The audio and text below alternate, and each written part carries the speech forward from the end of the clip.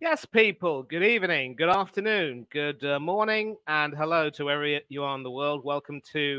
Um, welcome, of course, to Oris Talks Football, and the title says it all. This is the Game Week 28 preview. And of course, we do have a really tasty lineup of games this weekend, some exceptionally delicious, and some okay, so. And we actually will be starting our lunchtime kickoff with something food related, and it will be going on. And of course, this weekend could very well prove to be pivotal in the fight for the title, and also for the relegation dogfight down at the bottom in many ways. So a lot will be expected of the teams in question. But as always, it is time to bring on a few people, and I'm going to start by bringing on my co-host, in fact, my main host from the Coach's Corner, the host with, I think, the most. Hanno from the Coach's Corner. Big up to you, Bert. How's it? You all right? Yeah, funny. Yeah, I'm good. Um, yeah, exciting weekend of football. I'm only playing on Monday, so can keep an eye out on the rest of the games, see what's going on. So yeah, no, be up yourself. And thank you. Big up to you, and big up to Chelsea fan and AFC always in the chat. Good to have you all. Some pleasantries being exchanged as always. Nice to see on a Friday night.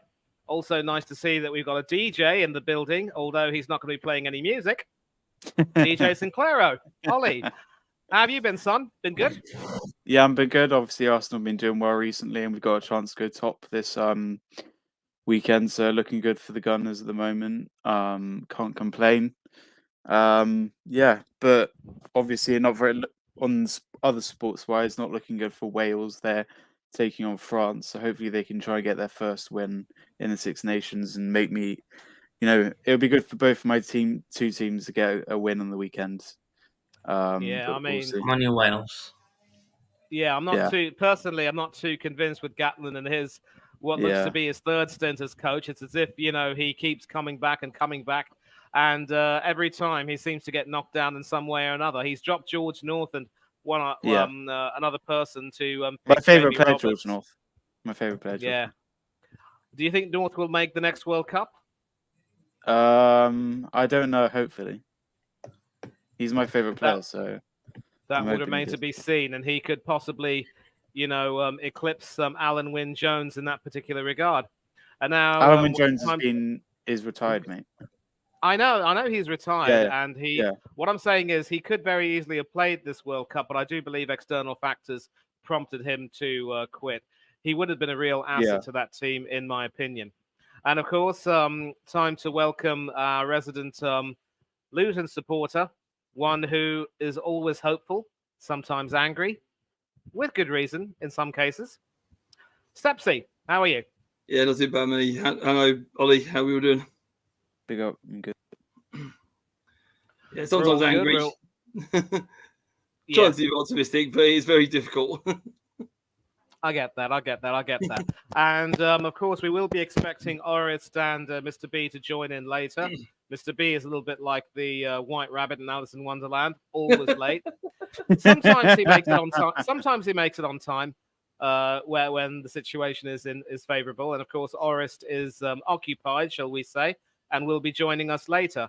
And it's unfortunate because obviously, when it comes to the first game coming up this weekend, it is of course a Ah, lunchtime kickoff. And I did mention that it would be food related. The Toffees are coming to Manchester. So the big question is, would it be a sweet victory or a bitter defeat for the Red Devils against the Toffees? Hannah, I'm going to start with you with the first question, obviously, because we have to wait for Oris to come in. Um, Obviously, United's form in many ways, has been very patchy this season. There are still question marks about Eric Ten Hag. And we did see glimpses of how well they could play against Manchester City, defending well and obviously hitting City on the counter. But then it was only a matter of time before City ground them down. And of course, ashes to ashes, dust to dust. If Haaland doesn't score, then Foden must, or any other person.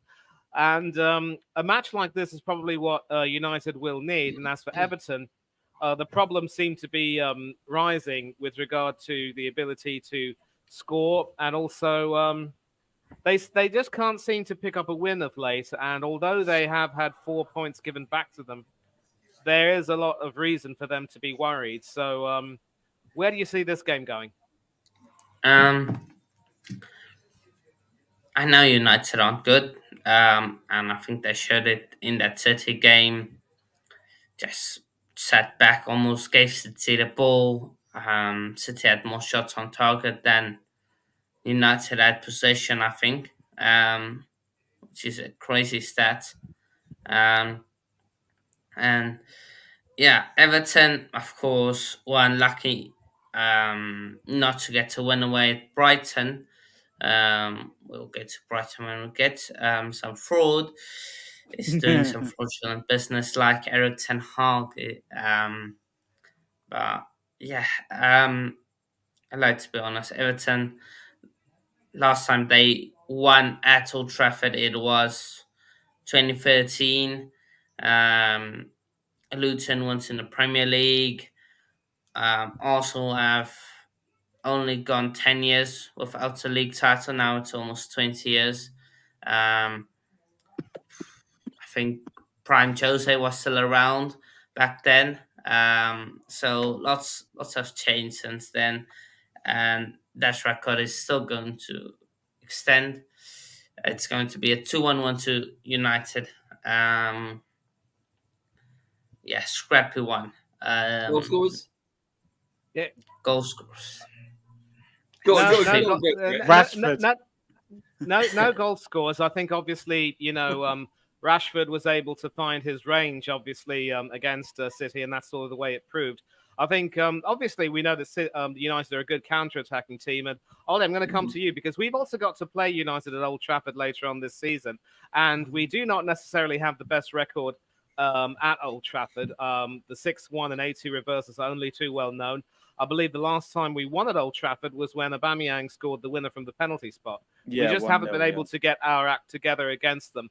But obviously, this season they seem to be in a little bit of a free fall. I know they've got an Everton team which just can't seem to get it together. Do you feel confident that Everton can scrape a possible win at United? And how confident do you think we should be as Arsenal fans when we go to Old Trafford? I'll start off with the Man United game because the Man United Everton game because obviously that's what we're talking about. I think there should be a win for Man United. As Hanno said, Everton haven't really done that well at Old Trafford. I think Man United, they just come off the derby loss against Man City, so they'll be looking to bounce back against Everton. I think it's a great chance to bounce back. Early kickoff, chance to push Tottenham, and they'll be 3 points behind Tottenham if they win. I think they'll win. I think they'll win, and I agree with Hannah. I'll go with 2-1. I think it's going to be tight. I think maybe Decore to score for Everton because I think Calvert-Lewin's out. And for Man United, I think maybe someone like Garnacho and Rashford, maybe. I know that when Orest talks, he's probably not going to be very confident. I've seen his prediction in the group chat, and I hope it isn't the same as his prediction in the group chat because it's not in United's favour. Just a spoiler. But in terms of when we face United, I'm actually quite confident when we face United. We're in good form at the moment. Hopefully, the form continues We until we scoring. play. We scoring. What? Just scoring for fun. Yeah, we're scoring for fun. Yeah, we got in 2020 in the last 7 games we've scored 33 goals and we've only conceded 2 times, I think. While on United, you spoke there about the goals scored since Jan. I think you've scored more goals than United in the entire season. Let me just check. Yeah, that is there. I think that's been. And before we place Man United, though, we've still got some tough games. We've got Man City away, we've got Tottenham away, and we've got Brighton away, Aston Villa at home. We got some tough games before the Man United game, so hopefully we can keep the form up. Yeah. Right. How many goals our last game is against Everton. Okay, Hannah, what was your question? How many goals have Arsenal scored We've since? scored 33, I think. Let me count. 10, Uh. 15, 21, 24, 31. 31 goals we've scored in 2024. And we've only conceded 1, 2, 3. We've conceded 3 and scored 31. Incredible. Yeah, that And would that is only 6 goals away from Man United's current record yeah, of but 57. but at the end of the day, all these stats mean nothing unless we can actually win. And Stepsy, I'm going to come to you. True. Obviously, Chelsea fan predicting a 2-0 win, he doesn't think Arsenal are going to score. And obviously, as a Luton fan, you're going to look at Everton and consider them to be rivals to avoid relegation. I'm sure it will give you a sense of satisfaction to see them not quite able to get it together. I'm sure you will probably predict a Manchester United win. My only question to you is how big do you think it's going to be? But in addition, do you have to play Everton again this season? Yeah. Next weekend. Yeah, home. Yeah, home. Next weekend. Yeah. Kenilworth Road. No, Forest next weekend. Oh. We got Palace, Yeah. Bournemouth, then Nottingham Forest, then Everton, I think. Right. Yeah. So 4 massive games. And then Brentford as well. And then Brentford in home as well. Yeah. Oh, absolutely. The clash between you and Mr. B will be iconic. Yes. But obviously, do you think it's going to be a really big win for United? Notwithstanding that they're not doing too well right now, Everton simply don't have any good fortune at all. And how confident are you of making sure that you beat them at Kenilworth Road? It's a hard one. I mean, obviously we've got 2 wins over Everton, one in the league and one in the cup. Obviously at the time we played them, Calvert-Lewin wasn't scoring, Decore wasn't playing. They did the back 4 that they stick with not performing. So it's really difficult. Man United, obviously, they're not on form. I think that Rashford goal will give Rashford a bit more confidence going forward. Hopefully he's turned the corner now. Hopefully he's sorted his differences out with Ten Hag.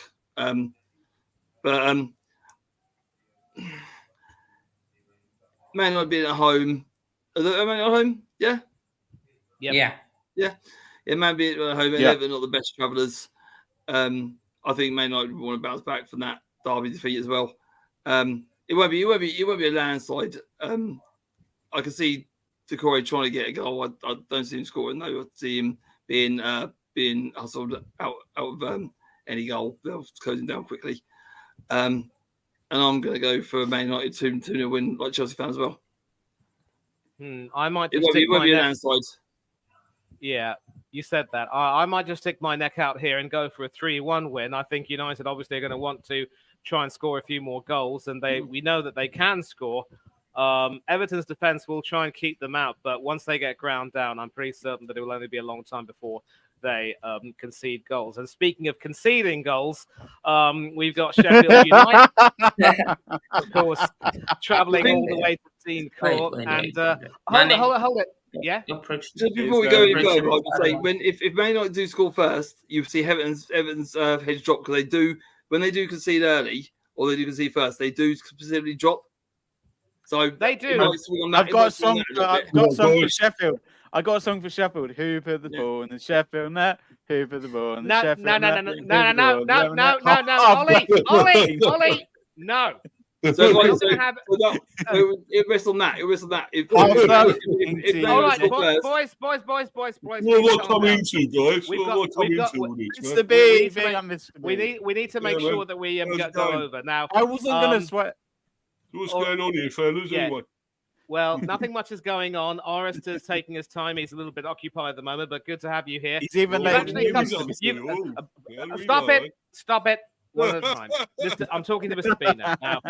Mr. B, you've come just in time to give us your prediction for the United-Everton game at Old Trafford. Lunchtime kickoff. Toffees are on the menu. The only question is, will it be a sweet victory or a bitter defeat?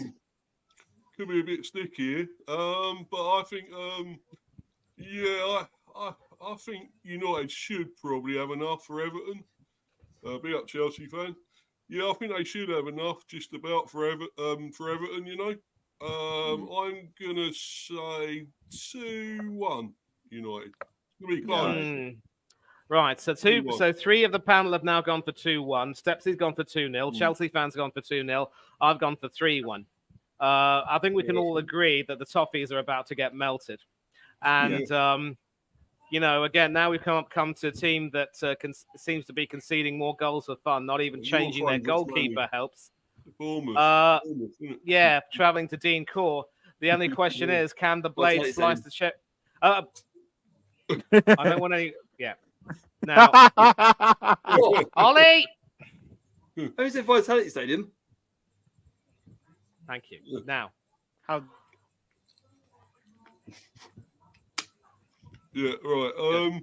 good. Let's restore order here. Now, obviously, the Blades once again, we sliced them open, of course, on their home turf. 5-0 up at half time, and they look doomed. They look absolutely destined to go back to the Championship, and it's really something that every single game from now on will probably be an audition for these players for their futures with the club. And Chris Wilder really have a lot to do, and he's taking his team to Dean Core. I really cannot see beyond a Cherries win. The Cherries do look good in patches. They did beat Burnley, and of course, they did actually. Yeah. And of course, before that, now that you're in the building, son, I want to speak to you. Our dear friend Mr. Sinclair has told us that in the Instagram group chat, you mentioned that you were not positive about getting a result in this game.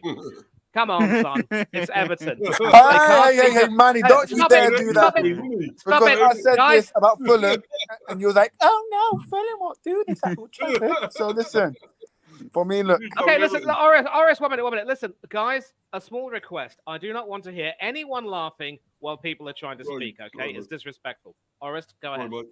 Manny, you did laugh at me when I said Fulham will come to Old Trafford and beat us. But look, no Højlund, which is a massive blow. He should be back for the Liverpool match against in the FA Cup.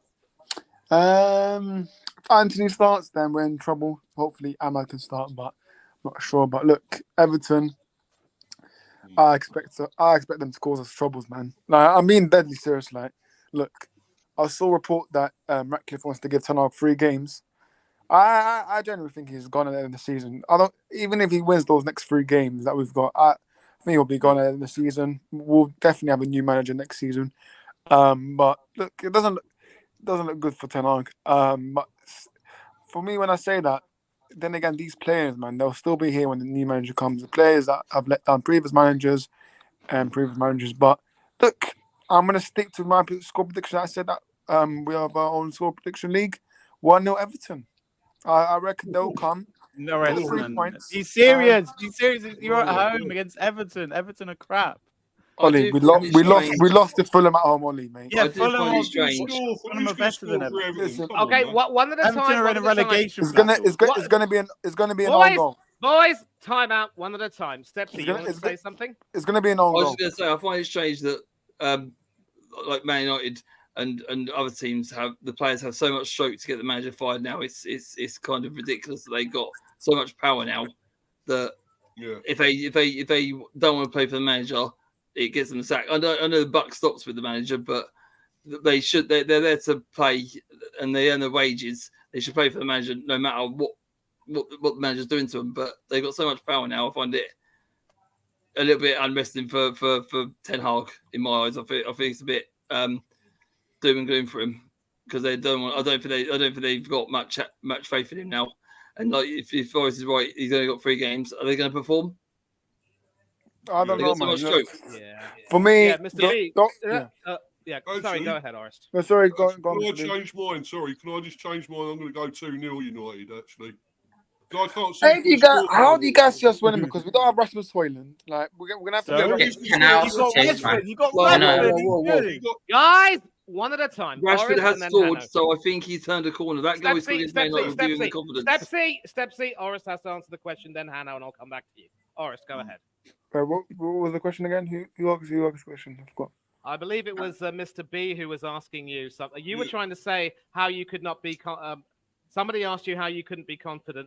Go ahead. Because I'm going 2-0 now. Because I don't think Everton can score. I don't know who's going to score for them. Because who is capable? For me, the only guy I see is us doing an own goal. I think it's going to be Johnny Evans or Rafa an own goal. Because look, I look at this. Yeah, I know I'll let Hannah speak, but for me, look, Rashford striker is like playing with 9 men really, because he doesn't want to. For me, he doesn't want to do the basics, just press, mate. But then he wants to do a podcast saying, "Oh, I love Man United. I'm committed." Bullshit, mate. Sorry, I'm gonna have to say bullshit because listen, we're not partying and then called in sick for Friday's training, and you had to miss the FA Cup match that we had before. So that's nonsense from me, and that's massive.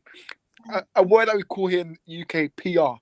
That is massive PR from Rashford and his agent. But look, Rashford striker, and then obviously it's up to Tanaka who wants to start wingers. For me, I'd rather see Ahmad than Garnacho, but I think Garnacho has been overplayed for me.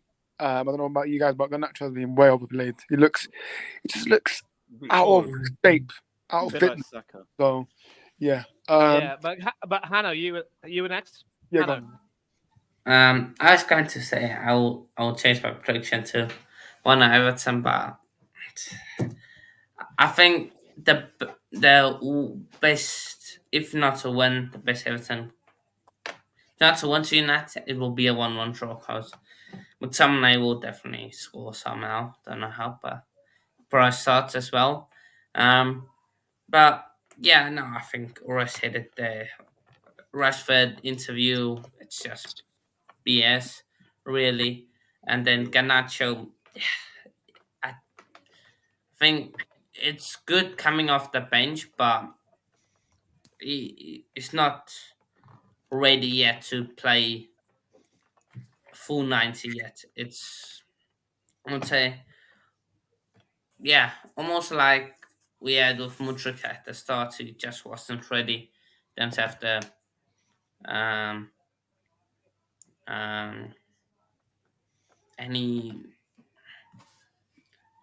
any skill really to play the full 90, and now tiredness for Garnacho.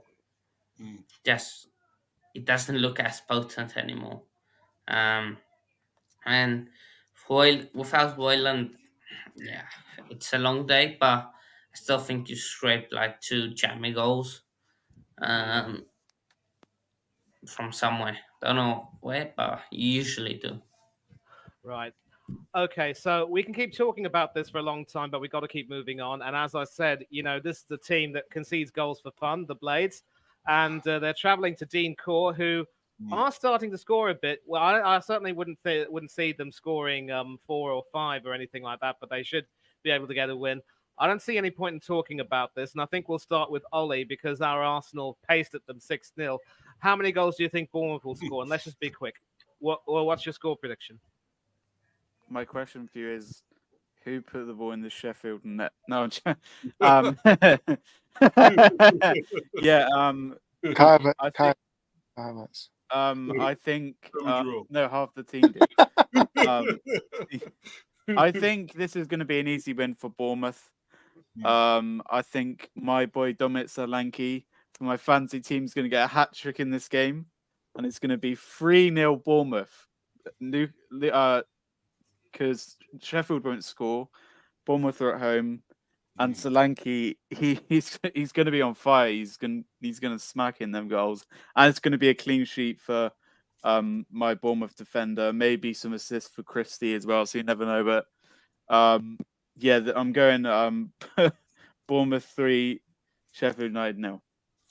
Okay, and just for the record, I think we can all agree that Sheffield United really can't get anything out of this game, so I think we can just provide score predictions and no talk. Step C, coming to you.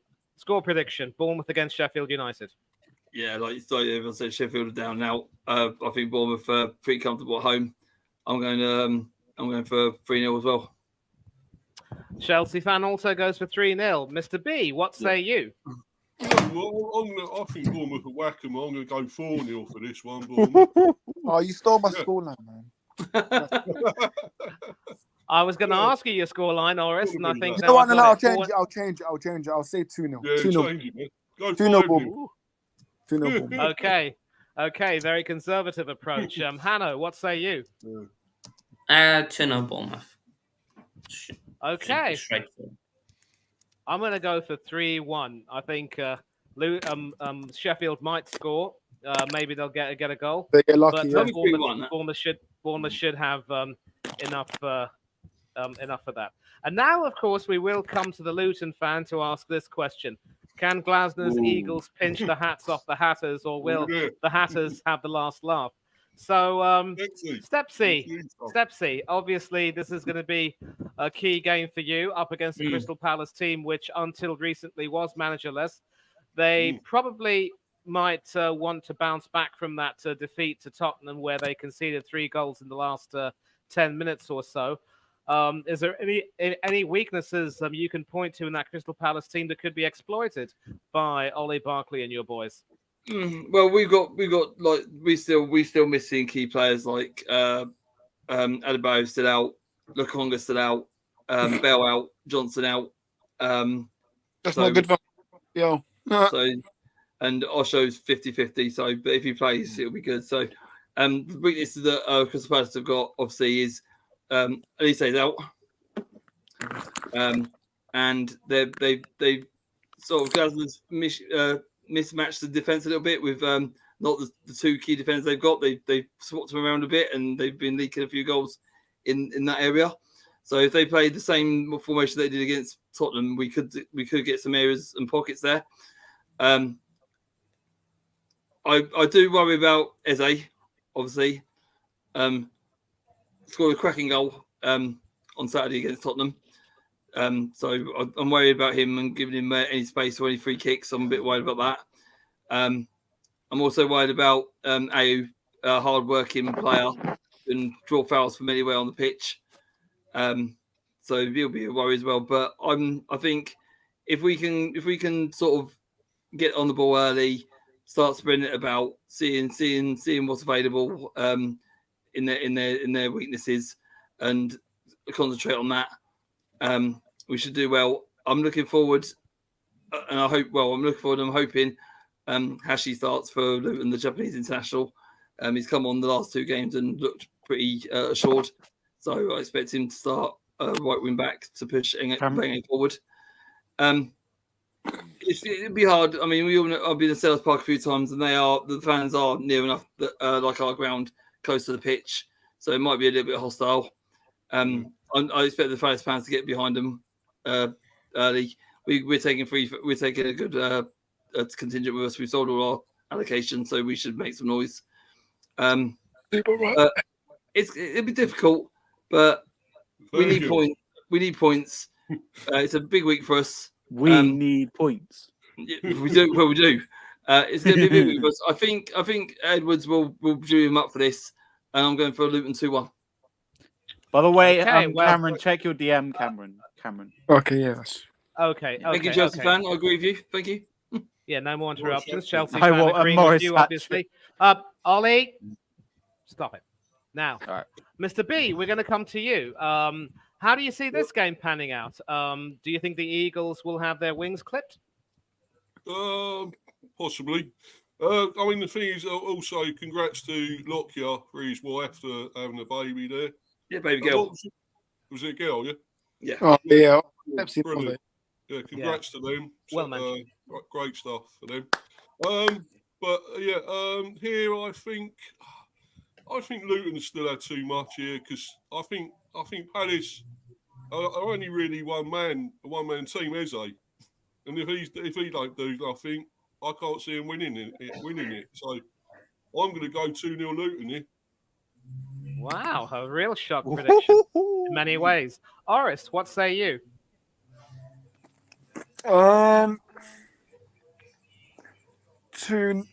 Luton. I'm gonna go 2-0 Luton. Look, I know the Palace new manager obviously has won Europa Leagues with other clubs, but I think Luton are going to go there. Maybe not as much of the ball, but I think they'll they'll find some spaces from the Palace defense. Because I don't rate Palace. Their defense is shocking for me. Obviously, Olise is out. Big, keep massive blow. But yeah, I'm going with a Luton win here. Very nice. And Hanno, we know you have a soft spot for Luton in many ways. Do you believe the Hatters will come out on top? They're better than Chelsea anyway. No. I think Orest, that was uncalled for. Hanno. too many injuries for Luton, unfortunately. And we still got a strong team though. It's just we have to pick the 11 we've got. The first team, they are first team, but the bench is weak. That's what everyone's saying. It's teams there. We have got injuries, but the team there has to pick itself really. Well, Rob Edwards has won more trophies in England than Pochettino, so it's a fair argument there. Fair argument. But yeah, I just think Luton.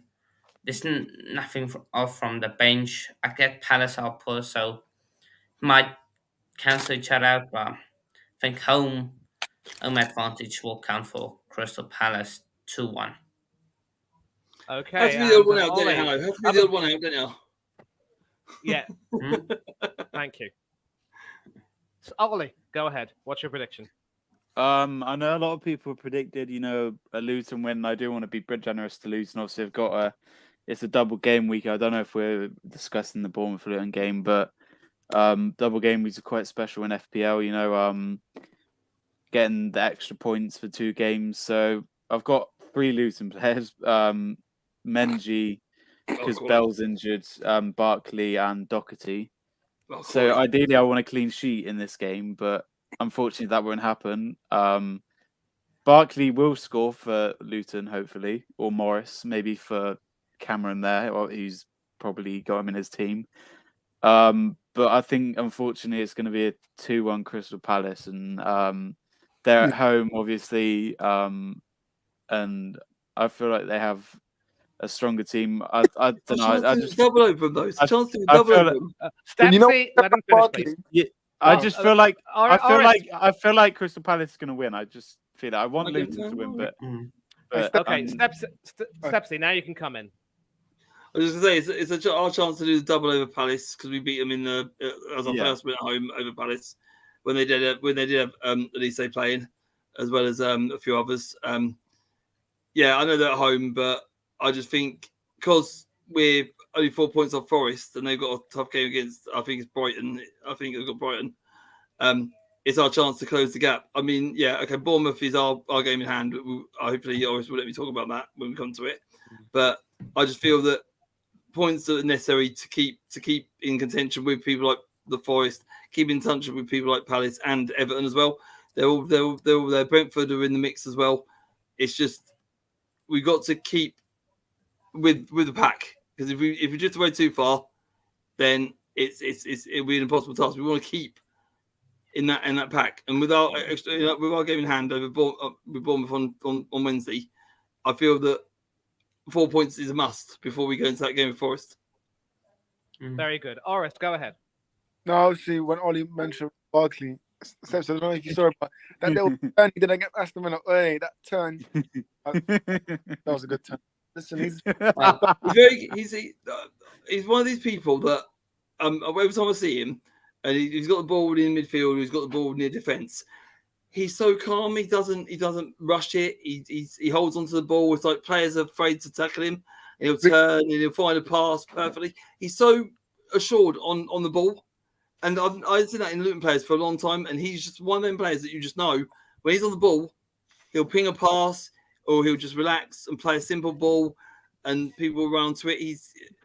All we need now is just all we need now from Barkley. Okay. Yeah. All we need now from Barkley is the Luton players to know where he's going to pass the ball. So what he's going to do, Luton players need to know what he's going to do. It's starting to gel. There's a few balls that he pings over and people didn't run onto it when they should be. But he's so assured on the ball, and he's just one of them people that when he's on the ball, it's going to be okay. Okay, so we're finished. We've got to move on now. Obviously, we've got other games to talk about, and the next game, of course, will be the another Saturday afternoon game. Wolves against Fulham. Wolves to howl again, or will the Cottagers come up trumps? Orest, I'm going to start with you, and there's a reason why, Mr. B. I'll come back to you. But Orest, you lost to this Fulham team, and you were lucky to beat Wolves at Old Trafford. And we've got two teams with, contrasting styles, but very similar spirits. Who do you see coming out on top here? I think it's gonna be a very good game. Both sides that I rate highly, like both the managers that they've done a good job. Like not a good job, but they've done well in terms of where their stands are. And Gary Neal obviously done fantastic. Marcus Silva, same thing again. But the outcome, I think Wolves will nick this one. I think it'll be 2-1 win, but I think it's gonna be very, very tight. Like 2-1 win. It's going to be like one of those Premier League matches where you just get out from your seat. Like for me, look, it's going to be a very, very good game. As a neutral, 2-1 win for Wolves, another win for Gary Neal for me. Very nice. Hanno, Adama Traore and Raul Jimenez to potentially return to Molineux. Do you think those two guys, if fit, will have an effect on the game? I don't know if Jimenez is still injured though. I reckon Wolves will nick this one. Of course, Fulham massive one last weekend. After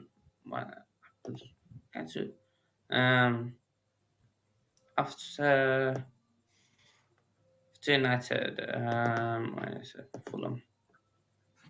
I think they played Brighton. Yeah, 3-0 Brighton. Going away to Wolves, not the best patch where they have. If you look at recent history, Fulham hasn't won there in the last 10 games. So yeah, I'm going to go with a 1-0 Wolves. Okay, very nice. Ollie, let's come to you. What is your score prediction, and what do you think will happen in this game? I agree with the rest. I think Wolves are going to win 2-1. Obviously, Fulham beat Man United, but I don't think Fulham will win again. They're away. Obviously, former Arsenal goalkeeper Leno had a decent game against. They beat Brighton as well, 3-0, a good result at home. He got 5 saves, Leno, in that one. Iwobi obviously got a goal in the Man United game as well. But I think Fulham will score. Maybe Iwobi, Pereira, Paulinho, one of the midfielders. I don't really see Núñez scoring. For Wolves, obviously they're at home. They're probably the favourites in the game. They're higher up in the table. They're mid-table. They're 10th. And Fulham are 3 points behind them in 12th. For me, for Wolves, I see probably Neto scoring. Maybe Sabiera, whatever. I don't know. And I'm not really. Sarabia, yeah. Yeah, maybe Nelson Semedo or something like that. I don't know, but I think Wolves will win this game 2-1. They're at home. Fulham, obviously, I think their form has to end at some point. They've won 2 games in a row, and I don't think they're going to win 3 in a row. So I'm going to go. It could be a draw as well in this game. That's my other thing, but I'm going to go with Wolves 2, Fulham 1, and agree with the rest. Okay, Stepsy. Now we'll come to you. Certainly. Hold on. Certainly an interesting mid-table clash, and Wolves have done really well under Gary O'Neill. Fulham obviously trying to reassert themselves. How do you see this one going? Yeah, like you said, Gary O'Neill's done brilliant. Wolves. Fulham have backed Marcus Silva to the hill now, so he's stable as well. I think these two teams are very good, and like I said, it'll be an interesting game. It's one for the neutrals. I'm going to stick my neck out.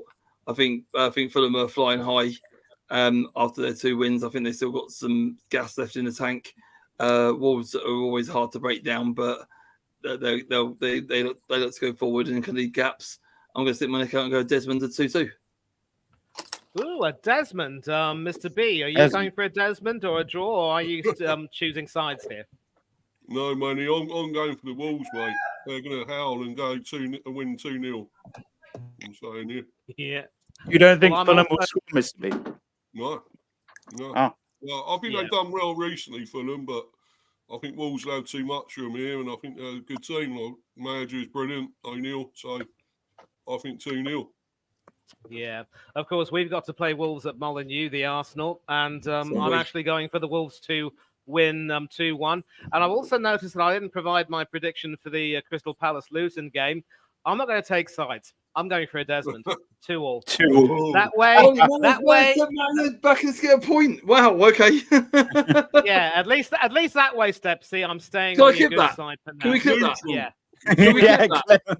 Can we clip that? No, Manny doesn't like clips. Manny doesn't like clips. All right. Enough's enough. We've got to move Please on. didn't go And for you Mr. to lose. You didn't say to lose, did you? yeah. And listen, and by the way, Mr. B, the reason why I wanted to sort of skip you and go to Orest last time is because you get to go first this time around, because the Saturday evening kickoff. Oh, Go on, of course- Brentford! Go on, Yeah. Brentford! Stop it, Go on, Orest! Arsenal. Stop it! Enough's enough. Now, obviously Ollie will get to have his say, as will I, but we do have to treat our guests well, and that's why Mr. B goes first. Obviously, you and I were on the preview stream with Josh, the True Gooner, and we were talking about it. I'm not sure we have anything to say that hasn't been said on that stream, but Well, I did say you were going to win, but you did. But just tell me a little bit more about what you're hoping for from Brentford. well, I'd love a 5-0 win for the Beast, Manny, but I can't see that happening. That's in my dreams, mate, in my fantasy world. Yeah, But no, it's probably more like the other way. But no, yeah, I just want us to make us a tight game of it, a good game, and not get walloped, not get trounced. And I think it could be tight. I think if we can get at you, stop you playing, I don't think you'll have all that time and space you usually have that you have against all these other teams that you played who didn't really turn up. Let's be honest, did they? So, Ivan Tony Derby, yeah, right. But yeah, yeah, maybe he's due a couple, Tony. So. But I still think I think you're going to win it still. So I'm going to go with that and hope it go the other way. It'd be the reverse. I'm going to say 2-1 Arsenal. And okay, very good. Very good. Ollie, we're going to come to you, son, and I want you to be respectful, no banter, no Mickey taking. Tell us what you think will happen and your score prediction. There'll be a lot of chants being sung in this game, including who put the ball in the Brentford net and 60 million down the drain. Kai Havertz scores again. Yeah, enough of that. I do not like some of those chants. I do not. What the hell? All right, boys. I'll calm down. You're gonna get a lot of this. Obviously, we're doing well at the moment. We scored 31 goals and conceded 3 in the 2024 in the Premier League. So looking good at the moment. We're at home against Brentford. This is probably one of our tougher games we've got coming up. Obviously, Newcastle was a tough game and we beat them. But I think we can win this game. Sorry, Mr. B. Oh my God. All right, shut up, man. I really want to back. I want to back Brentford to score, but I'm sorry, Mr. B. I got rid of Tony in my fantasy team, so I'm hoping that Tony doesn't. I'm hoping that Tony doesn't score. Brentford to win. I'm gonna go Arsenal 2. Tony scored 2 now. Brentford 0, and Odegaard's gonna score. And my boy Saka's gonna score as well. How many boys do you have? Mate, actually, it could be an even thrashing this. You never know. This could be 4-0, 4-1. You never know. But, okay. Yeah. I'm going with 2-0 Arsenal. I'm going with 2-0 Arsenal. Obviously, we 1-0. Okay, well, Chelsea fan agrees with Mr. B, and my prediction, of course, I was going to go 2-1 if I had 20 in my fantasy. And my prediction in what could, of course, be Aaron Ramsdale's final Arsenal game will be 3-1, and Cameron agrees with me. Yeah, because in all likelihood, because obviously Raya is now established as the number one, unless Raya suffers an injury, I don't see Ramsdale coming back into the team. Now, we'll go around the panel. 3 of us are giving our predictions. Orest, what do you think will happen? And no Mickey taking from you, son. I'm watching you. I think it'll be 3-0 Arsenal. It'll be nice, comfortable. But look, my thoughts on Brentford. Look, I like some of the fan base have stuck with Thomas Frank, and others haven't. But look, I think he's done a remarkable job at Brentford.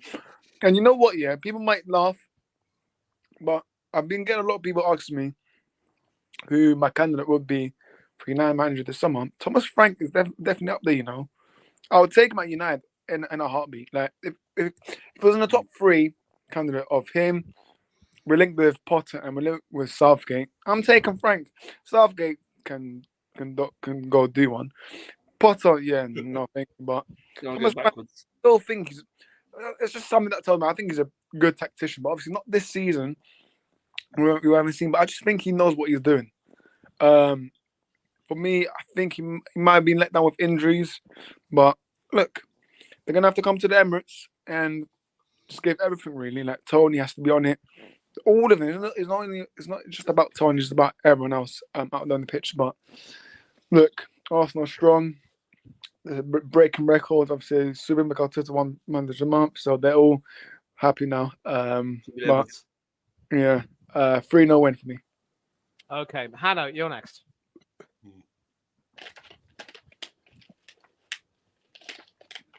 You're mute. You're mute. Is he frozen? See, the universe doesn't want me to praise Arsenal. That's why the universe is he frozen? You were frozen. Hello. Yes. Wakey. All right. Enough. He's fine. He's not frozen. I mean, it's not too cold in South Africa anyway. Hannah, go ahead. The universe doesn't want me to speak about us. That's why I've got my mic is muted. But Brentford don't have any chance today. Let's be honest. Like Steve, you know your own team. Like your biggest chance is if you score first, because Arsenal have been blitzing teams, like starting from minute 1 and scoring goals, smashing teams 6-5, 6s and 5s. But if you score first, how will Arsenal respond? That's the biggest question I think most Arsenal fans have. I do think you score. I do think Tony puts on a show for Arsenal. I'm going to go for 3-1. Shut Tony... up, Ryan. No, 3-1 Arsenal. Oh, for an Arsenal, okay. I thought you were going to say 3-1, because you said Tony Master. You said Tony Masterclass. Yeah, Tony's going to. Tony's going to score bang. Yeah, that's why. All right. Okay, one thing. And get in. All right. Go to step C. Go to step C. Yeah, we have to go to step C. We have to go to step C. Arrest, what was your prediction? No, he gave us prediction. No talking about timing steps here, right? Yeah. No going on about timing, right? Okay, guys. I've got this. All right, I've got this. And Ollie, you are going to have to watch yourself. I think that was out of order. None of that. Step C, go ahead. What do you think will happen, and what's your prediction? Yeah, I'm gonna have to agree. I'm gonna have to disagree with Boris. I don't think Frank is the magnetician that he thinks he is, because I think he ain't got no plan B this season. He hasn't. He's stuck with the same formation for the past 4 games, and it hasn't worked out for him at all in any of the 4 games. Arsenal are free scoring like nobody's business. I'm scared about when we go to Emirates in 3 weeks' time, I think, on a Wednesday. Yeah, I'm very, very, very, very, very scared of that, because I think I'm even going. So that's going to be one of a match. Frank will be a folklore in Brentford's history, because he came in when they were mid-table in the Championship. He sussed them out and then went for it the following season and got them up. Brilliant folklore, a bit like Rob Edwards got Luton up. He's going to be a folklore for Luton, just the same as Frank is going to be for Brentford. I just don't think this season he's got no plan B. He gets clipboard out and doesn't change it up. He goes to the bench a little bit too often, and the players that he takes off shouldn't be taken off. It's all a bit messy. I don't see it being. I don't see it fashion you, Mr. B. I don't see that. I think your defence can handle some much of the pressure that Arsenal give, but I still think they're going to score. You will score. I think when they've scored a couple, you'll get one back. But Arsenal going to be out 3-1 winners. Well, I do agree with some of what you said, Matt. Sorry, Man- Manny. I do agree with some Still of after what out, yeah. You still after Pepsi that. said. Some of it, not all of it. He's Yeah, right. but, He hasn't changed it up enough. You're right there, Steps. He hasn't. I agree with Come that. on, man. He's had injuries. Come on. yeah, He's brought in 4 bloody players this summer. Stepsy, when people are speaking, you do not comment. Boris, you were saying something. It's a debate. I also wanted to say something. I'm also going to say he's had his share of injuries. It hasn't been easy having to deal with the loss of certain players, especially people. Stepsy, stop it. He's had to deal with injuries to the likes of Mbuemo. Tony's had a long absence.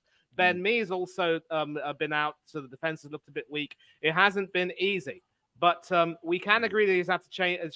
He could have changed things up, but sometimes when your squad is threadbare and you don't have too many options, it is going to be very difficult. Now you can come in, Stepsy, if you like. He's brought players in to replace the people that he's lost. If he's brought players in and then they're ready, what's he brought them for? You buy players in to replace what you've got. He hasn't really done that. And He's got Brentford haven't lost that many players, has Well, he's funny, but if your squad was threadbare, he's brought players in. He's brought 4 players in. One of them, Reguilon, which is playing, which I know you're pleased about, Mr. B, but he hasn't been performing yet. Hopefully, he will come good. But he's brought in 3 other players that I haven't seen them give a start. One thing yet. I want to If rate. they're threadbare, they should be starting, shouldn't they? One thing I want to Yeah. rate Brentford is Reguilon. I think that's a good addition to the side, but obviously, don't think he's been performing at his best recently. I think I still see him flirting with Man United, saying, "Yeah, come on, United, blah blah blah." So, look, You got rid of him. What are you talking about? he's a good addition for Not Brentford. getting him back. Yeah, exactly. I just think if they brought players in, they should be playing them, and they can't be that threadbare. They're not playing the players they brought in. Yes, you made that point, but They can't be. before They we can move, okay, all right. But before we move on, Mr. B, you can have the last word here. Do you agree with what's being said? Some of what Stepsy said, yeah, I agree with some of it. Huh? What I mean? The bits where he's on about with what Frank's not doing it enough, or not changing it up enough. He's right there. He's spot on because he isn't. So you want him out then? You want him out? Do you want him out? He didn't say that. I totally want him out, but I think he's got to go back to what he was doing the couple of 2 seasons before. He's got to go back to that, and he don't seem to be doing it. I don't know what it is. Maybe he does want to wait. If that's the case, he can go then. If he don't want to be here and he wants to win it somewhere else. I think he just needs to be. It could be. All right, listen, everyone. Stop it. No, stop it. We've already given our predictions. I believe Stepsy gave his prediction 3-1, and we're going to move on because we wasted too much time already. Thank you very much indeed. I was only going to say that I need to be more brave. That's all. Yeah. Ooh, what a game! It is going to be a game. All right. Now, obviously, this is going to be a game which could very well decide which of these two will solidify their hold on 4th spot, because Tottenham also do have a game in hand. It is very important that Aston Villa win this from their point of view. And Spurs have shown that defensively they can be a little bit weak, but they also do find a way to score goals. Aston Villa desperate to do the double, but Spurs will not be an easy proposition. And it is fair to say that when Aston Villa played in the Europa Conference League, shout out, of course, to Hanno. We did a watch-along for that, and Hanno was diligently, painstakingly sitting through that dirge in Amsterdam for our stream. I think it's fair to say that Emery's team lineup was probably made with this game in mind, because, Spurs obviously can have the ability to show a little bit of resilience. They can certainly look to score goals. So how will Villa's defense respond? There's a part of me that can possibly see this going the same way as the Luton game, Villa winning 3-2. So there will be goals in this game because, the defending can be that awful at times. No clean sheet for either Vicario or Martinez, but Villa should be able to win with the Villa Park crowd back on their side and banish the memories of Newcastle and Manchester United. It won't be easy, but Villa should have some way to do this. And Cameron agrees with me and the scoreline. Chelsea fan disagrees. He's going for a 3-1 scoreline, which is quite odd. Hanno, from what you saw of Aston Villa in that watch-along, do you think they'll have enough to beat Spurs, at least if they play their first 11? Look, that game was dead, really. But I do think Villa will play better than they did. I think tactically they will be set up better. This game, I think in the group chat I said a 2-2 draw. Yeah, I think a high scoring game. Almost like the Luton and United game. I would say more like the United game, but more goals. With Spurs being so open. So 2-2. Okay, so both teams open for different reasons. Both teams like to play the high line. Ollie, Tottenham are playing. They're playing against our ex-manager and our ex-goalkeeper. Surely you must be rooting for Aston Villa. Of course. Yeah, I'm rooting for Aston Villa in this game. For obviously your fellow goalkeeper Martinez. Don't think he'll keep a clean sheet, but he'll get a couple of saves. Oh boy, money. I think Tottenham will score, but I don't see them winning the game. Villa, very good at home. They're the fourth best team at home, behind Arsenal, Liverpool, and Man City. I think Watkins will get 2 goals, and then Son will get the Tottenham goal. So I think it's going to be 2-1 to Aston Villa, and Villa are going to smash them Spuds and going to get top 4 over them. And this is what Tottenham will be singing next season. Whoa, whoa, whoa. Well, technically, you don't sing that. You listen to that. And Stepsy. Stepsy. Obviously, when it comes to Aston Villa, you've got good reason to despise them.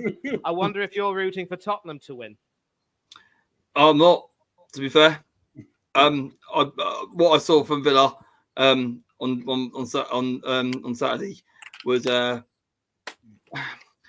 was a game of 2 halves, really. Watkins started the show in the first half. He didn't have nothing in the second half. We managed to stuff him out, but first half he was involved in both goals. We give him for the first goal. The cross came in. Noah marked him, free header. If you give Watkins a free header, 9 times out of 10 he's going to score it, and he did. The second one, we didn't close down the midfield fast enough. The ball came over the top, and who was there? Watkins. Nice, cool as you like. Took it into the area and slots it past Kaminsky. Why they went to VAR, I do not know. It was onside by a mile. I don't know why they went to VAR. I sat in the stand going, that's not offside, nowhere near.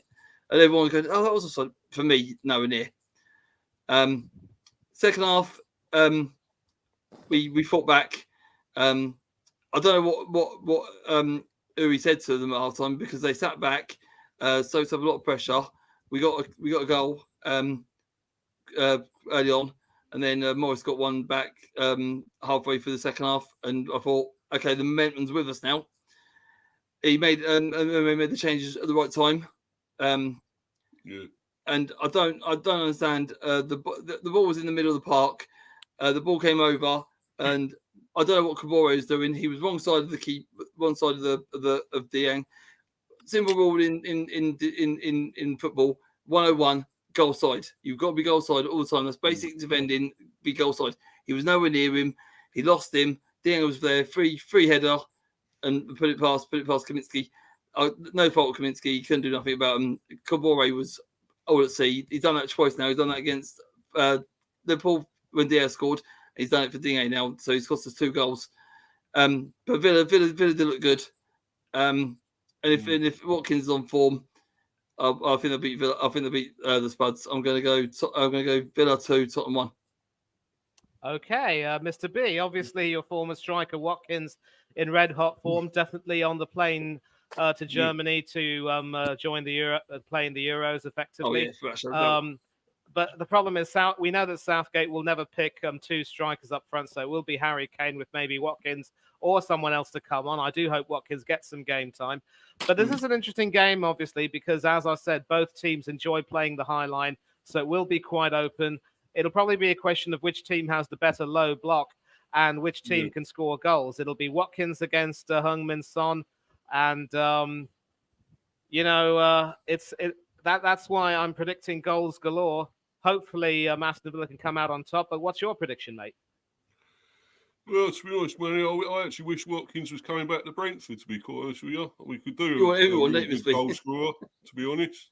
But, yeah, he was great for us when he played for us before. Amazing. But anyway, I actually thought you lot should have got something out of that, Stepsy, against Villa. You deserve something out of that. Yeah, the momentum second half, it just didn't work. Cocked it up, mate, in the end. But anyway, yeah, true. But yeah, back to this anyway. I think Villa will win. I'm gonna go 3-1 Villa. Okay, so the reverse of Chelsea fans' prediction. The only fan so far to predict a Tottenham win. Orest, you can have the final word, but no Mickey taking. And I do not want to see that picture of Douglas Luiz again. Go ahead, son. Hello, is this the PGMOL? Yes. I would like to request both teams to please lose. But anyways, if Villa win, I think they go like something crazy points ahead of United. I think they go like, correct me if I'm wrong, if Villa win, they'll go like 15 points ahead of Man United, I think. So it'll be crazy, but I think it's going to be Aston Villa 4, Tottenham 3. 7 goals. Whoa. Both teams play a high line. It's going to be tasty. It's going to be a tasty match. So let's see who's going to get rattled. I think there's going to be a couple fights in that match, but yeah, man, it should be a good game. But yeah, 4-3. 4-3, you know. Can I tell you why that it won't be 4-3?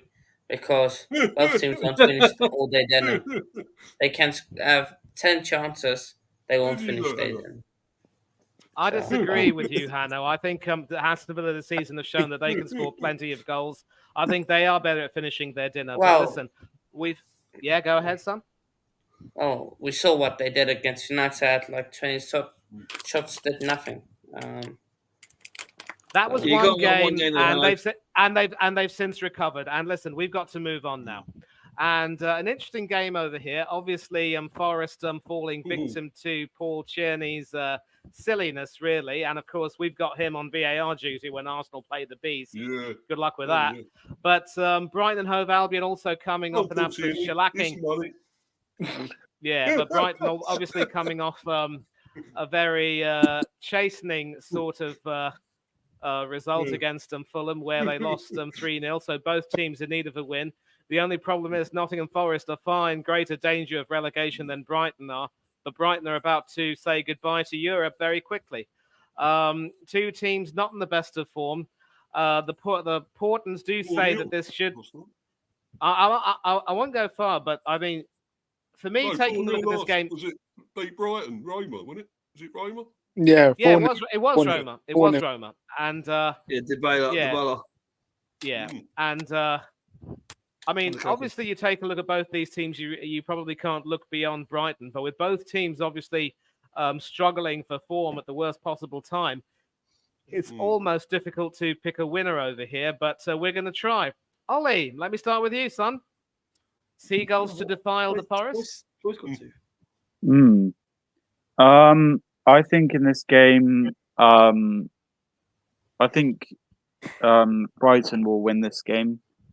I do have a bit of a soft spot for Forest, obviously panelist. I don't think he's been on the show for a while, but Joel, his dad, supports Nottingham Forest, so he's kind of have a soft spot for them. But I don't think Forest will get anything out of this game. They'll score a goal, I think, but they won't win the game. Brighton are too good at home. They're 8th in the league at home, and Forest aren't too good away. They're 18th in the league and away form. But I see Forest scoring. I think Anawi or maybe Elanga will nick a goal. for Brighton, I think maybe Ferguson will get a double. I think it'll be a close game though. I don't. I want to give Forest something. I want to give them a tight game. They'll hopefully score first, and then Brighton will come back. Maybe Pascal Gross will score, though that wouldn't be good for me because he's on my bench for fantasy. But yeah, I think Brighton will win this game. If they were to win, they can go ahead of Newcastle if Newcastle to lose against Chelsea, which cough might happen. Yeah, so I think Brighton are going to win this game 2-1. Brighton. Okay, Stepsy, let's come to you. Well, I've seen Forest play Luton, the 2 draw, and I saw us didn't watch Brighton 4-0 at home. But they did come back, and the following week and did get 4 goals, so they worked out that scoreline quite quickly. Depending on the goalie situation that Brighton have, they keep swapping and changing, don't they? As you've pointed out quite a few times, Manny. Both goalies are still both goalies can do a job. It's just he's got to pick up one sooner or later and stick with it. I think it gets a bit disruptive there because I don't think the defence know which one's going to play and which one ain't, and it gets a bit messy for them there. Yeah, Nottingham Forest got a lot of problems hang over their head. It can't be doing the players any good that knowing that they've got FFP, they've got sustainability rules pending. I still don't know how they managed to do business in January when they got all this FFP hanging over them. How they done business and got a goalie in and another player in is beyond me. How the Turkish man managed to swindle that is anyone's guess. I do like Brighton. I think I saw them twice at home and away. I do like them at home. They do seem to step it up at home. They do look a lot more comfortable at home. Nottingham Forest, yeah, like I said, the away form is atrocious for them. I'm gonna stick my neck out. I'm gonna say Brighton 3, Forest 1. You stole my scoreline, but at least we can agree on something now. Mr. B, what say you? Yeah, well, I mean, generally Brighton come back after a bad defeat, don't they? And they win the next one. So that's what I think might happen here, you know. And I'm going to say the Seagulls are going to nick all the Merry Men's chips and beat them 2-0. Forest. Wow, nice one. Orest, you're next. Yeah, obviously the Zerbi has been mentioned a lot on Twitter with the Man United job. I don't want him. I do not want him. I want him to stay far away as possible. It's not that I don't like him, but I just think, you know, he has to come in and do something first with Brighton. Like, I just don't want to snap a manager who's only been there for a season and a half now.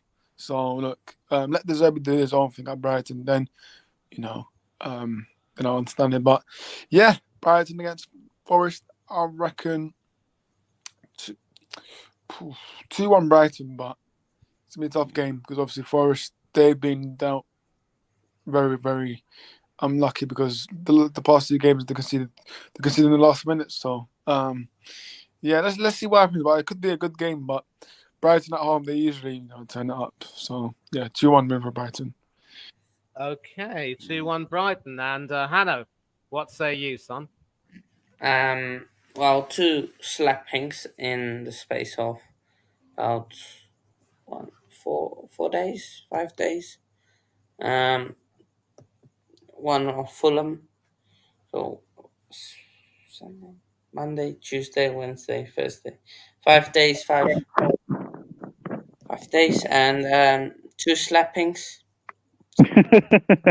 Brighton away. It's Brighton away. The Zerbi, hipster manager, needs to get into the bin. I hope it goes to United. Honestly, I hope it goes to United just to ruin their football club. Even more. No, when you get over 40 points, and then Yeah, Yes. and by the way, Hanno, I wouldn't be so smug if I were you because you never know. He could end up joining Chelsea. No. Or maybe All right. Imagine And Hanno's run. on that note, we will move on because I do not want So, to yeah. start another riot. 2-1 Brighton, by the way. 2-1 Okay, Brighton. very Yeah, good. I agree. Very good. Thank you very much indeed. Now, of course, we come to the clash of the Clarets in East London. Yeah. Will the Hammers burst Burnley's bubble? As far as I'm concerned, Burnley's bubbles have already been burst. Definitely doomed to go down. Only Sheffield United, to my mind, have a worse goal difference. And I think it's fair to say that all we need to do is really predict the scores.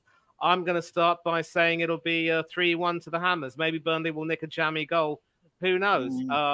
West Ham, of course, were very unlucky against Freiburg in the Europa League, and they will want to take out their anger on the second worst team this season. Step C, score prediction. Yeah, Burnley are still playing the Championship football that they've always done. They're still not changing it up. It's a bit like Company's decided that he's going to stick to what he knows best. I'm going to agree with Boris now. He's a fraud. I'm going to go. It's just Championship football. That's what it is. It's just it doesn't work in the Premier League. He hasn't tried to switch it up in any way. This is what I've been telling people. Thank you. He didn't try to change it up, so I don't see why he hasn't even just to try and tweak it a little bit. He just sticks with the same Championship football that got him the title. I think West Ham are far too good for this team. I'm going 3-0. Okay, so Burnley won't even score. No. Mr. B. Yeah, I think Burnley will get hammered and they get totally burned. I'm going to say I'm going to go with a 3-0 as well, West Ham. So they're so bad, they'd be lucky to get nil. That seems to be the consensus so far. Orest, what say you? 4-0 West Ham. For me, look, Company, mate, you're an absolute disgraceful manager. You need to leave Burnley Football Club.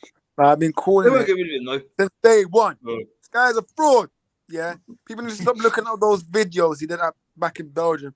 I should have played the academy players. Listen, You people swap get with Ten Hag. carried away with those videos. Guys, fraud. Yeah.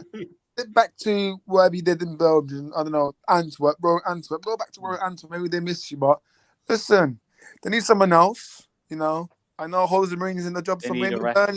Burnley could get Jose Mourinho. You never know. Steve Cooper. I expect Chelsea fan has covered my prediction there, but yeah, I'm saying 4-0 West Ham. I think Kudus, is going to get one. I think Ward-Prowse is going to get a hat-trick. I think Bowen's going to get 2. So 2 goals for Bowen, 1 goal for Kudus, and 1 goal for Ward-Prowse. Listen, West Ham, they win this. By the way, guys, West Ham win. Well, when West Ham win this, they go a point above us. So listen. Yeah, but if you win, you're going to win though. We won't beat Everton. One at a time. Yes, one at a time. We won't beat Everton. But West Ham, for them to go above United, there's the same fan base that had Moyes out posters in their matches.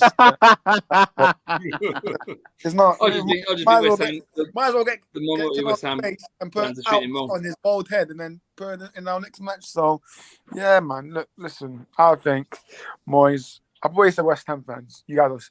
Those that are calling in to go are stupid.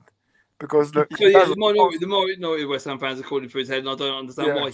I think you still have a chance in the Europa League again. I think for a very long time he's won your European trophy since. But you got a penalty, West Ham. Step seat. Oh, bloody hell, man! You could deserve time.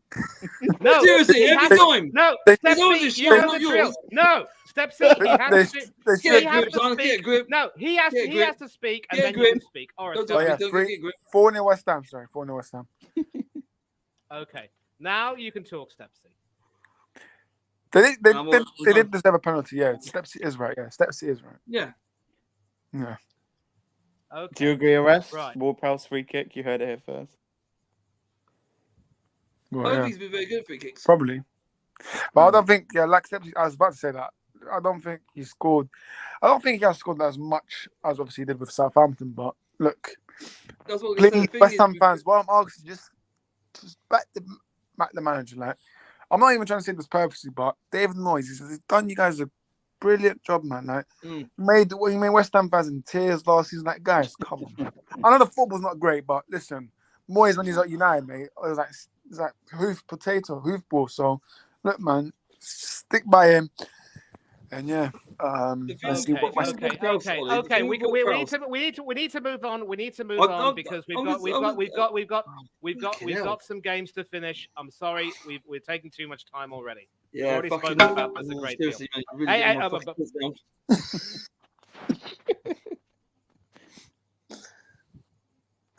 Behave yourself. Right. Now, this is the big one. The Sunday Summit clash obviously has big ramifications for the top of the table. If the Reds and the Citizens draw and Arsenal win, Arsenal do go top. But there is a part of me, mind you, that actually thinks that the way these teams are approaching this, one of these teams will get a result. It'll be very hard to predict. In the corresponding fixture last season, Liverpool found a way to beat Manchester City, taking advantage of some poor defending. Salah slotted it past Edison. 1-0 Liverpool. And Liverpool, obviously, Liverpool. Yeah, the kids are all right. And obviously, though, what happened was that when Liverpool played Sparta Prague, there was no teenager in the starting lineup. A few did come on as substitutes. Connor Bradley, Bobby Clark.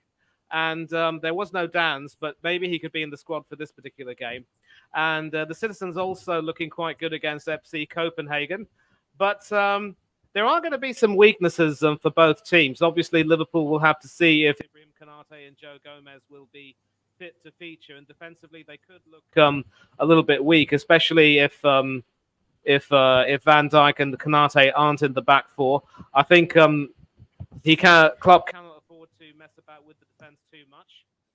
And there's a part of me also that thinks that as long as City have Ruben Diaz in their back four, they will always be prone to conceding goals. And I'm sorry. We don't like Diaz. You got in for him, man. Yeah, we got against him. I'll tell you. He still is inconsistent. Man, you forgot me with the West Ham game. You forgot me with the West Ham game. I didn't say my score prediction for the West Ham game. I do apologize. I'm sorry, but we will come back to that. We will come back to that. But yeah, so the issue here is that City will always have some defensive weaknesses, and they're always going to be vulnerable in many ways. So Liverpool are obviously going to try and exploit them. I don't think too many kids will play, but maybe Bradley will play. And City also have some kids of. Okay.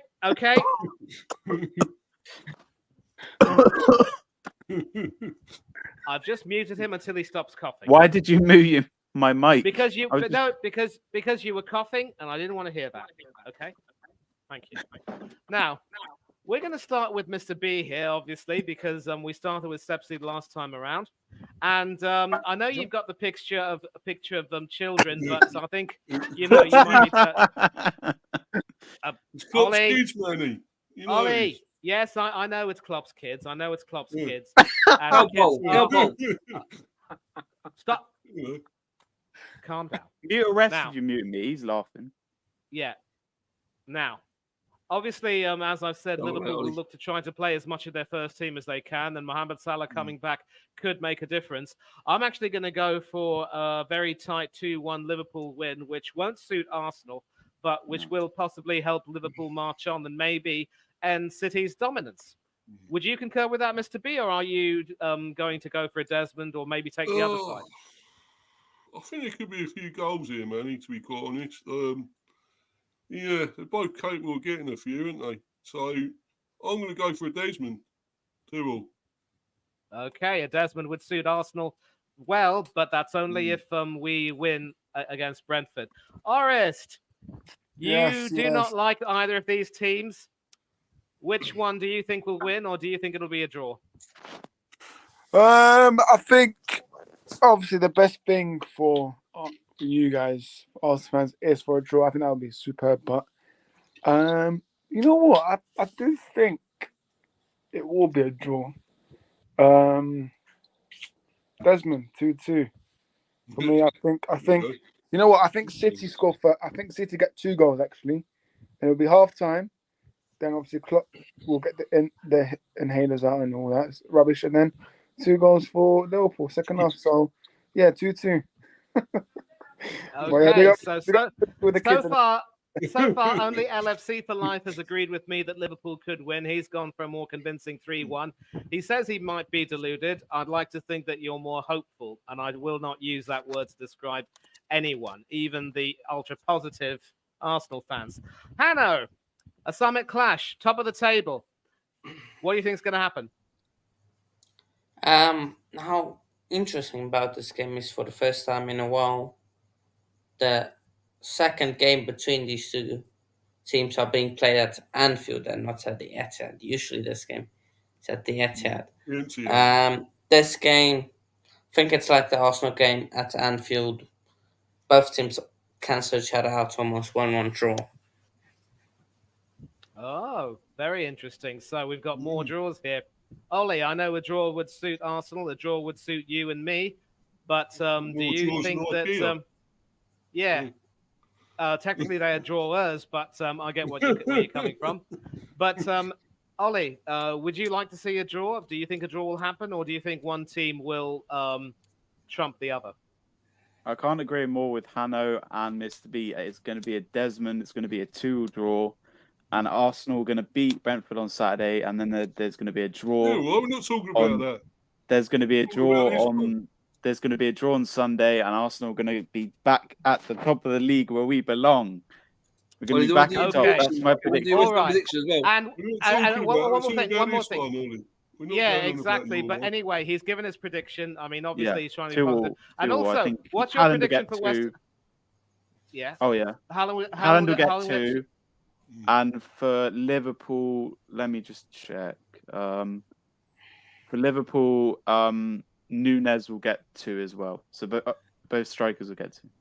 Okay, and Ollie, step seat 1 minute, please. Ollie, what's your prediction for West Ham against Burnley? My prediction for West Ham is 2-0 West Ham. I don't think it'll be a smashing, but I think Bowen will get 2 goals, maybe 2-0 West Ham. Okay, step C. Now you can ask your question, and we'll come to you. No, I just said Ollie to give his West Ham prediction. That's all. I'll just make sure that he got that in. I'm going for a really, really high score. I think it could be Haaland versus Salah or Haaland versus Núñez, whichever one wants to step up to the plate. I think there'll just be 3 scoring in this. So I'm going for a really, really high score. I'm going for 3-3. Yeah, I like that score. Yeah, well, sadly, a lot of people seem to be forgetting that Mo Salah is back and fit, and I just think that Liverpool will certainly have that edge at Anfield. So that's why I've gone for a 2-1 Liverpool win. There might be more goals in this, though. You never know. Now, Hanno, let's come to you. We've got a Monday night clash, Chelsea against the Magpies. Will Pochettino's Blues give Magpies the Monday Blues? All right, boys. I think this game is rescheduled to next week, if I'm not wrong. I think we play the FA Cup and this game on the same day. No, you don't. I don't think so. Game. No, the Arsenal game's postponed. The Arsenal game's postponed. Stop it, guys, one at a time. I don't have to talk about this game. Let's move on. I will say it next weekend. No, say it now. Play them on Monday. It's on Monday. Exactly. Yeah, next week. Yeah, we play on the same day. No, you're playing this one, then the FA Cup. Yeah, the week after is the FA Cup weekend. Yeah, next weekend. So you are playing this one. And the FA Cup game on the same day. No, listen. No, you don't. This one's on the Monday, and then you play the FA Cup game next Saturday. All right, let me just end this right now, okay? We've got our friends at BBC Sport to help us, all right? Football scores and fixtures, Monday, the 11th of March. Premier League, Chelsea, Newcastle United, 8 p.m. UK time. BBC. Oh, BBC. BBC, of course. And I know they're not perfect, but at least they've got the scheduling right so far. So, do you think Chelsea will give the Magpies the Monday Blues? Yeah, no, I don't want to start this game. Let's be honest. Come on, Hanno. Come on. Sure. He's magic, Um, you know. Rachel RS. I don't even know if we will have two fit centre Yeah, backs. I see don't know. back again. So yeah, but Newcastle aren't good. We're not good. Um, mm, mm. Yeah, we trash. Sure. I'll just edge it to us 2-1. Don't know why. Yeah, we just trash really. You're not If Newcastle slap us, I won't be surprised. We beat them in the Carabao FA Cup. Can't remember which one.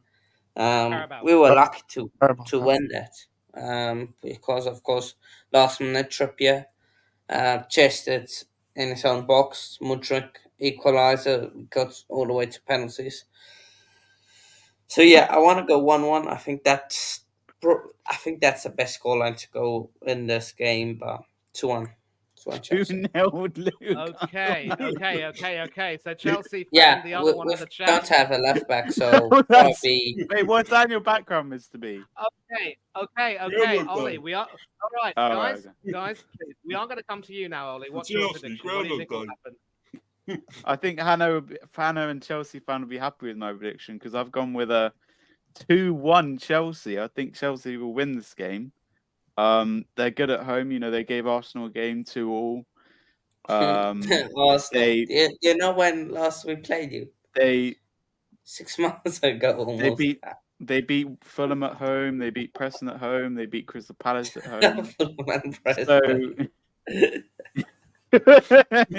you're comparing Fulham and but Preston to Newcastle. Okay, guys. No, listen.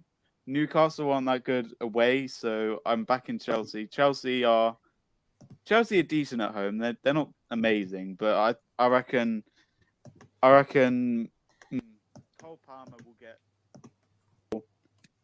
Michael Jackson will get a goal, and Isaac will get a goal for Nicholas Jackson. I call him Michael Jackson for some reason. I don't know why. And why'd you put Groundhog Day? What is Groundhog Day? It's to do with England and the cricket. We've crap with the cricket, so it's going all day all over. Oh, right. It's for Chelsea as well. We Groundhog Day. All right. Ollie, Yeah, please. 2-1 Newcastle. 2-1 Newcastle. Okay. No, Stepsy, 2-1 Chelsea. 2-1 Chelsea, Chelsea. yeah. Okay, 2-1 Chelsea, Stepsy, sorry. now we'll come to you.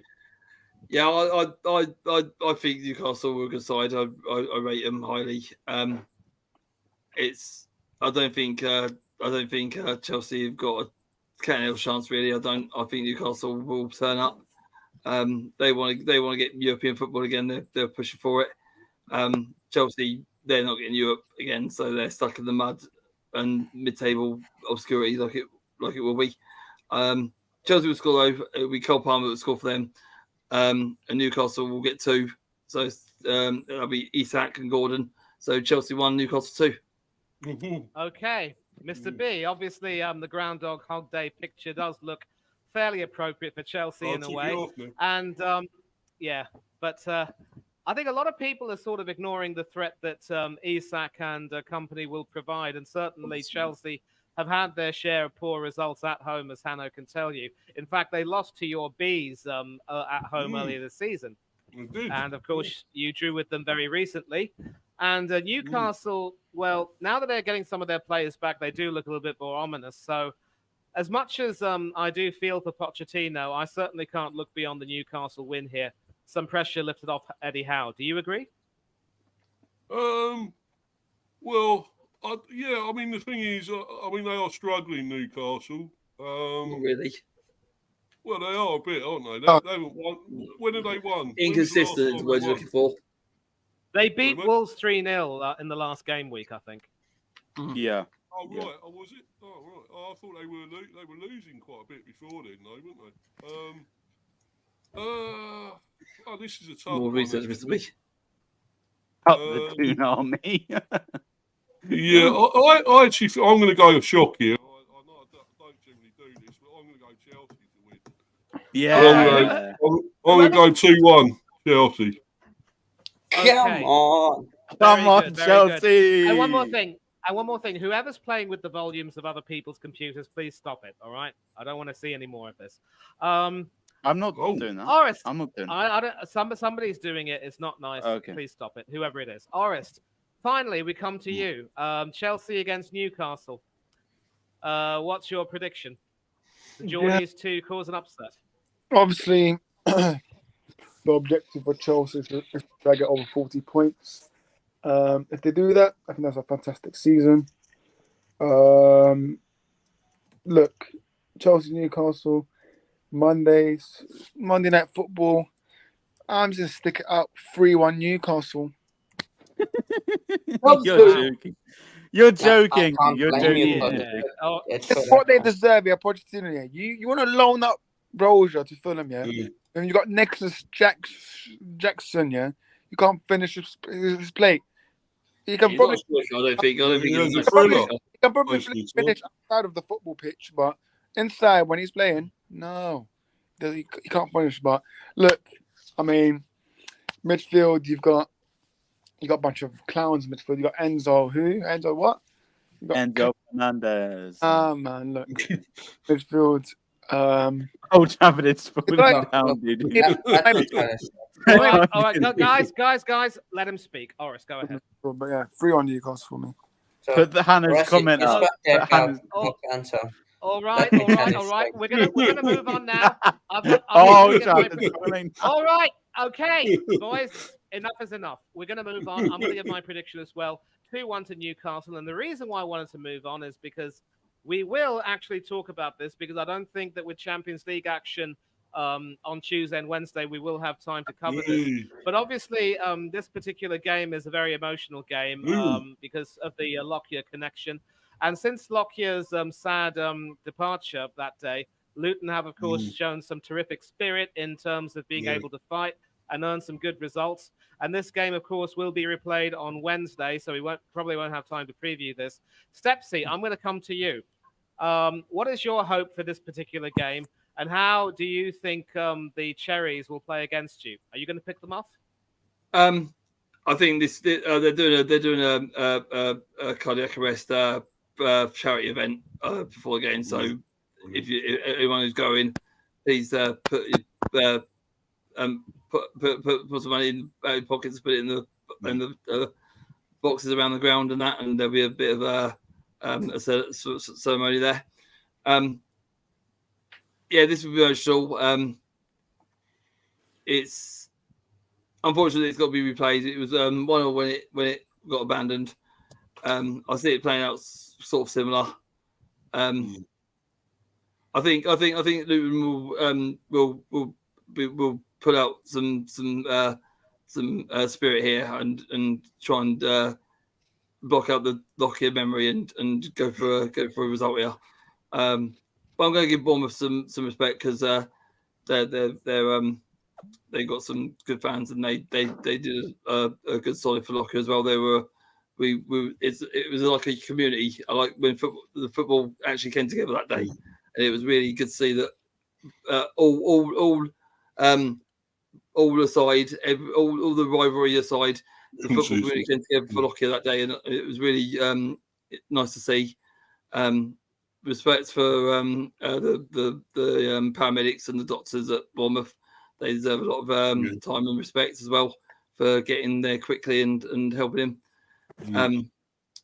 And he keeps reiterating that if it weren't for them, he might not be here today. So to see his daughter, so plays to them. So this will be a emotional day, but I hope we all get something out of this. I'm going for 1-1.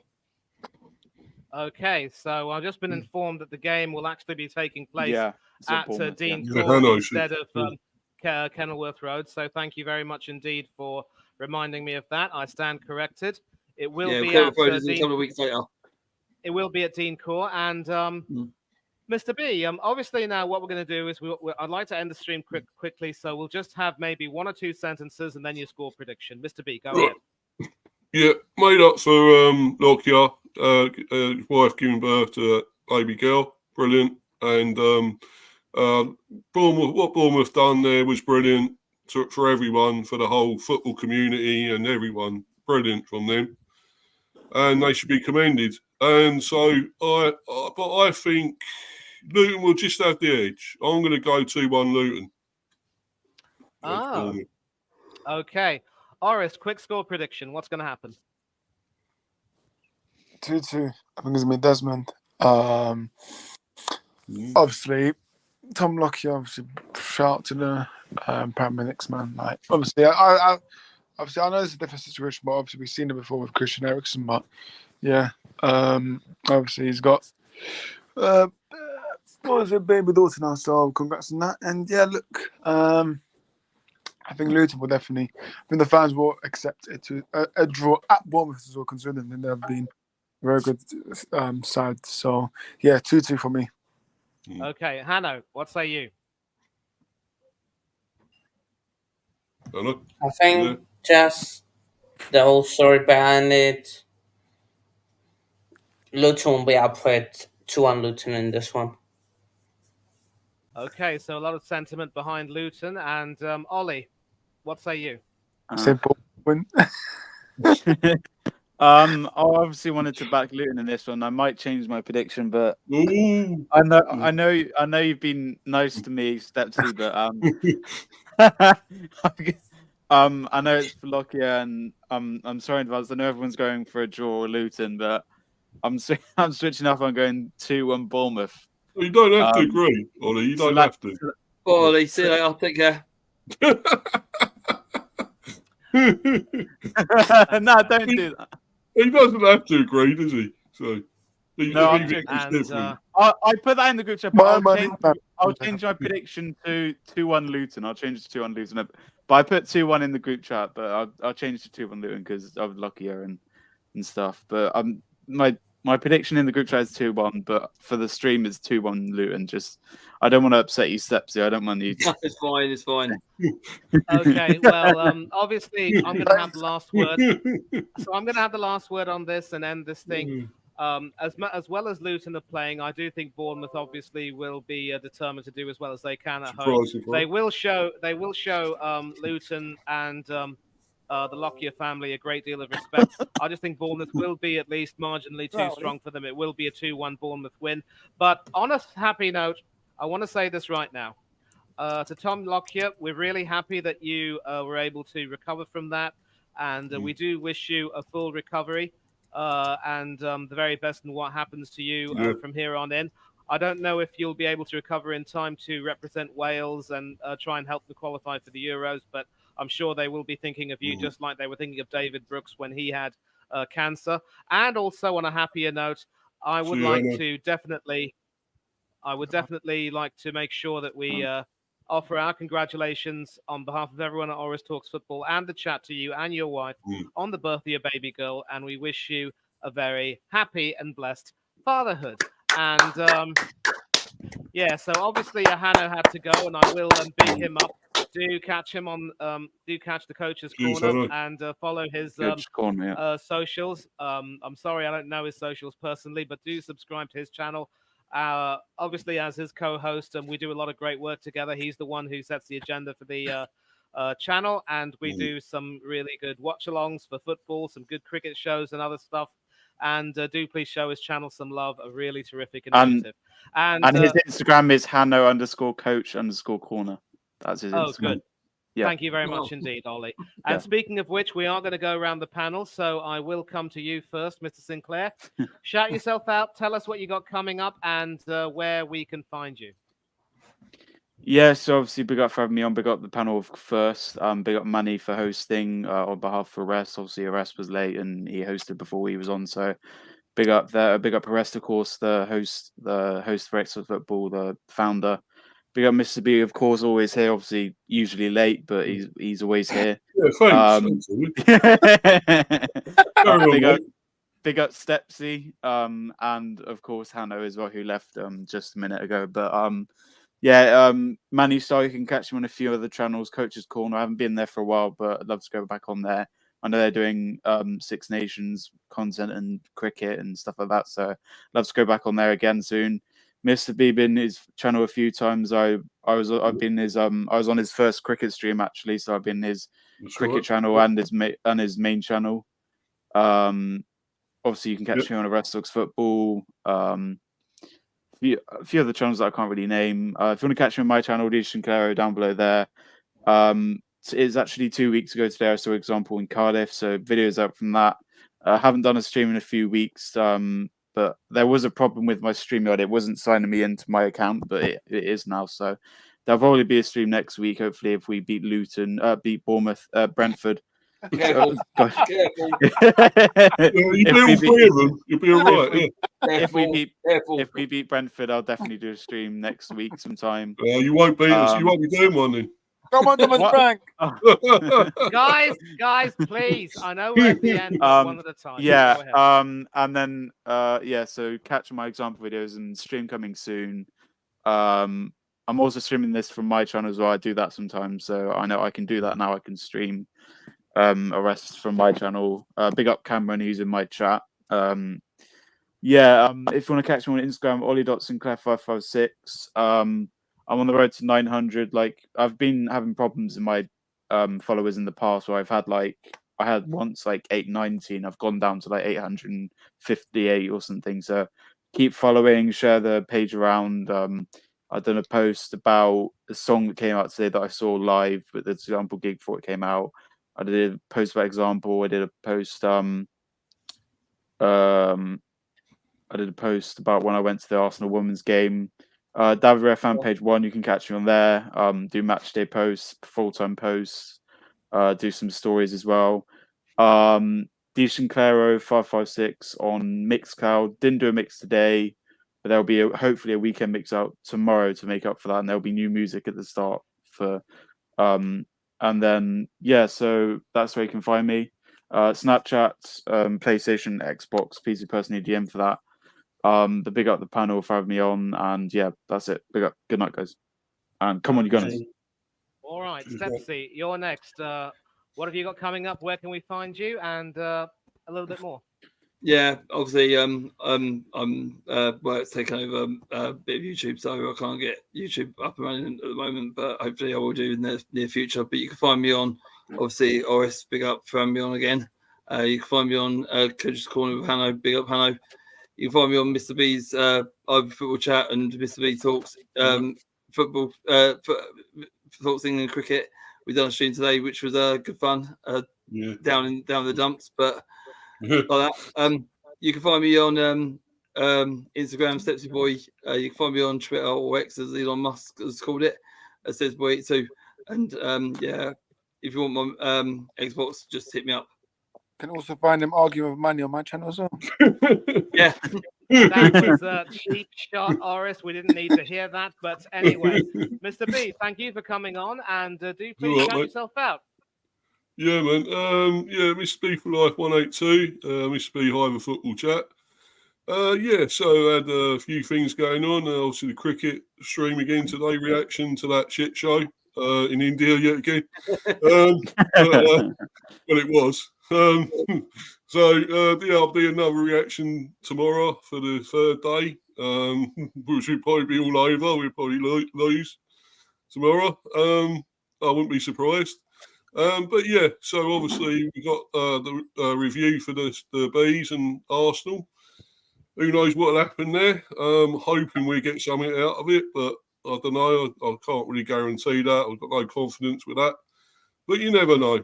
You never know. Stranger things have happened. So, but anyway, and obviously I might go on, I think, Del Boy's show tomorrow. Might go on there if he's doing that fan call in. So I should hopefully go on there later on, no matter what happens. But anyway, cheers, guys, and thanks, Oris and Manny and Stepsy and Ollie, Hanno, and was that it? Yeah, that was it.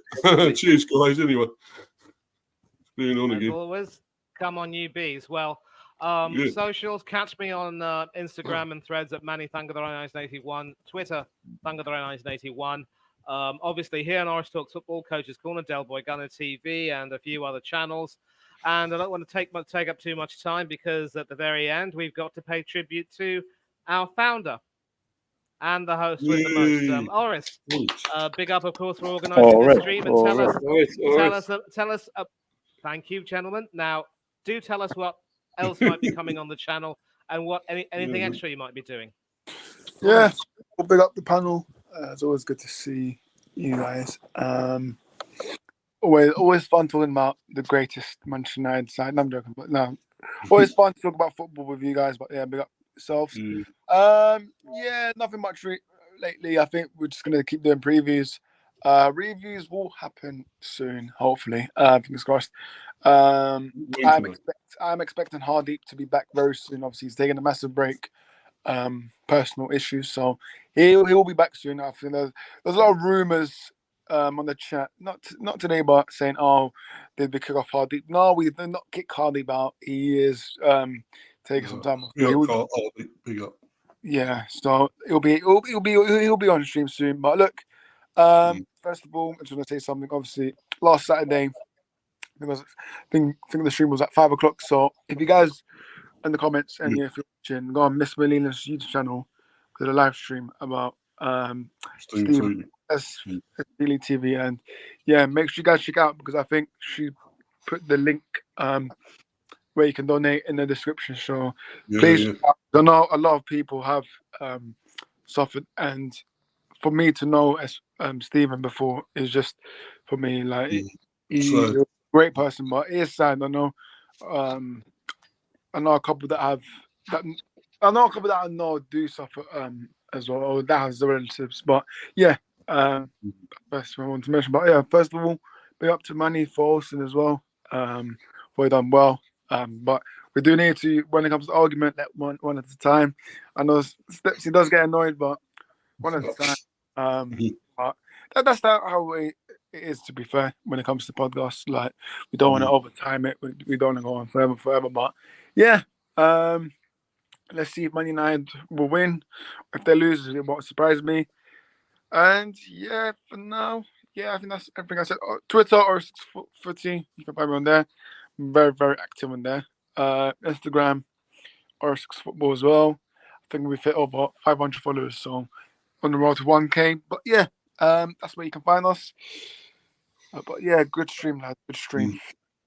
Okay, thank you very much indeed. And I'll just say right now, once again, that whenever we come on these streams, it's always important to treat each other the way that we'd like to be treated and let people have their say and not, barge in. The discussions have to flow. I like good discussions, but let's try and keep it a little bit clear. And I do not want to hear any kind of laughing or coughing or noises. No pointing fingers.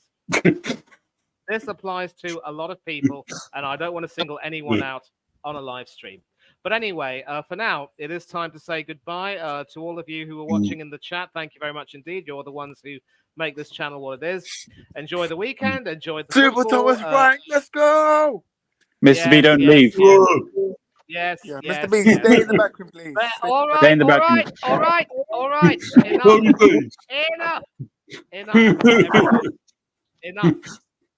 Enough. Thank you. Now, apart from that, there's nothing much else. Take care of yourselves. Enjoy the football. Stay safe and be happy. And don't do anything. Come on, you got him. Oh. Yeah. Enough. Thank you. Now. All right. All right. Okay. You've made your points. Now, be safe, be happy. Don't do anything that the panel and I wouldn't do. But as always, farewell to thee. And from all of us, goodbye and God bless to all of you. And we are out.